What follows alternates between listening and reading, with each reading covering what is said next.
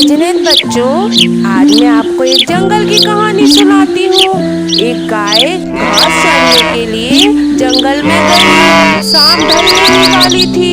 उसने देखा एक बाघ उसकी तरफ दबे पाँव आ रहा था। वह डर के मारे इधर उधर भागने लगी।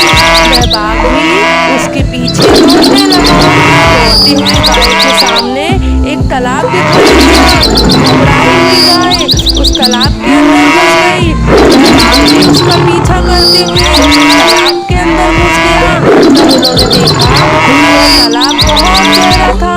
उसमें पानी बहुत कम था और कीचड़ से भरा हुआ था। हो गई, लेकिन वह दोनों नहीं कर पा रहे थे। गाय भी उस कीचड़ के अंदर गिरने दी कि वह भी उसके पास होती उसे रहा था। वह धीरे धीरे के अंदर धंसने लगा।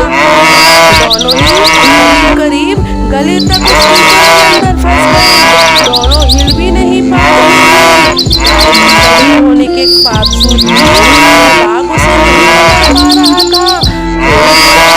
बाघ से पूछा, तुम गुरु या मालिक हो?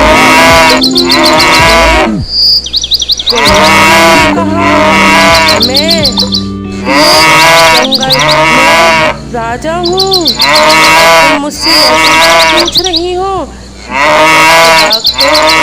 राजा हूँ मैं, मालिक नहीं हूँ। खुद ही जंगल का मालिक हूँ।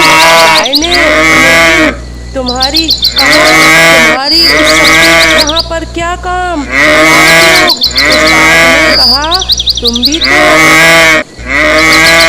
फंस गई हो और मरने के कगार में हो।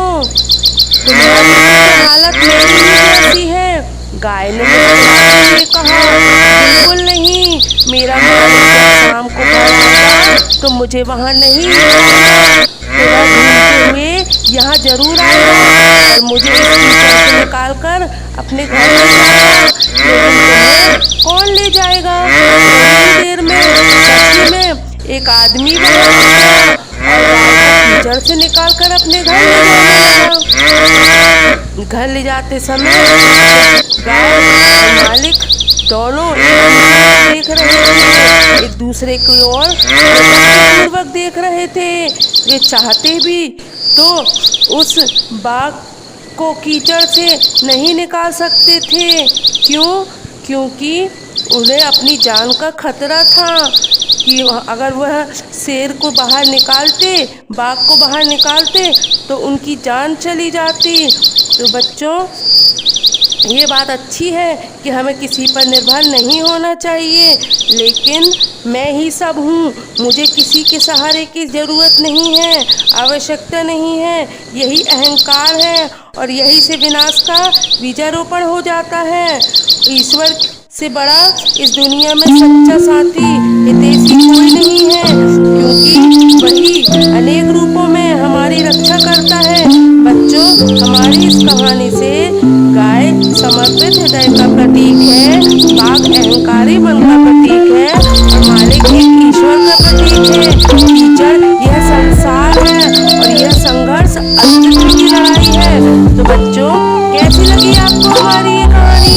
ऐसी और नई कहानियों के साथ हमारे चैनल में आइए और चैनल को सब्सक्राइब, लाइक और शेयर कीजिए।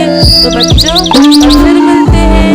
तब तक के लिए आपको बाय बाय।